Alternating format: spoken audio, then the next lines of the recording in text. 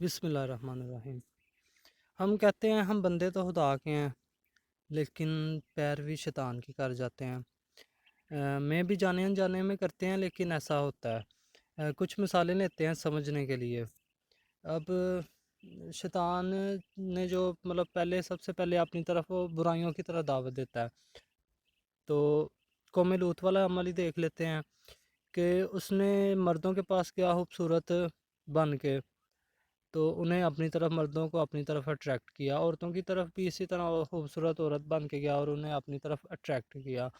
अब अगर कोई इंसान किसी दूसरे को अपनी तरफ बुराई की तरफ दावत देता है, तो वो दर हकीकत शैतान का काम कर रहा है। शैतान तो फिर इजी हो के सो जाए, चाहे जो मर्ज़ी करे, रमज़ान है चाहे कैद हो जाए, इंसान अब उसके काम करते हैं जाने अनजाने में, सही जैसे भी करते हैं। ये सोचने वाली बातें होती हैं, हमें सोचना चाहिए।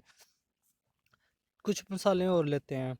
अब देखें कि ग्रुप्स जैसे हैं बने हुए, उसमें इंसान जो है वो इस तरह का मटेरियल, कोई एडल्ट जो गंदगी वगैरह होती है वो शेयर करता है, और इस पे पता नहीं वो बड़ा शायद फ़ख्र महसूस करता है या पता नहीं क्या करता है।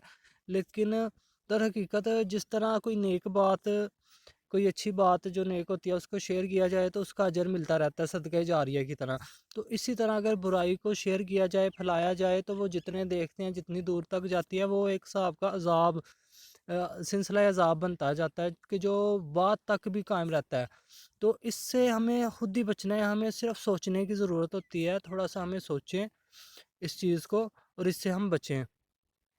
अब सेक्स की तरफ इंसान बड़ी जल्दी अट्रैक्ट हो जाता है, क्योंकि खुदा ने इसे इंसान के अंदर रखा था कि सिलसिला नस्ल चलता रहे। तो अगर जो अपनी बच्चों को बचाना चाहते हैं इस बुराई से, गंदगी से, गलाजत से, तो वो अपने बच्चों की इस्लाम के मुताबिक जल्दी शादी करें।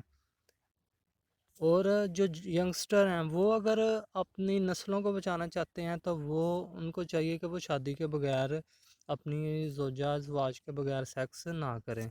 इसकी क्या वजह है कि देखें, नस्ल का बीज, औलाद का बीज मर्द के पास है, और जो खेती है जिसमें बच्चे ने पलना होता है, फसल ने बल होना होता है, वो औरत के पास है। अगर ये दोनों खालिस और साफ़ रहेंगी तो ज़ाहिर सी बात है जो औलाद होगी वो बड़ी नेक होगी, बहुत अच्छी होगी, खालिस होगी, पकीज़ा होगी। तो हमने अपनी खेतियों को और अपने बीज को भी खालिस रखना है अपने बच्चों के लिए।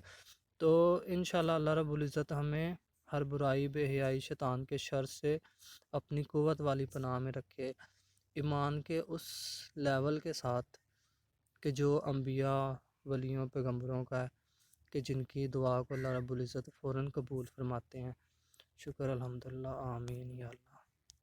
और एक बात रहती है कि अल्लाह रब्बुल इज़्ज़त ने हमें हमारे बारे में कहा है कि हम वो बेहतरीन उम्मत हैं जो लोगों की इस्लाह के लिए पैदा किए गए हैं, ना कि गुमराह करने के लिए।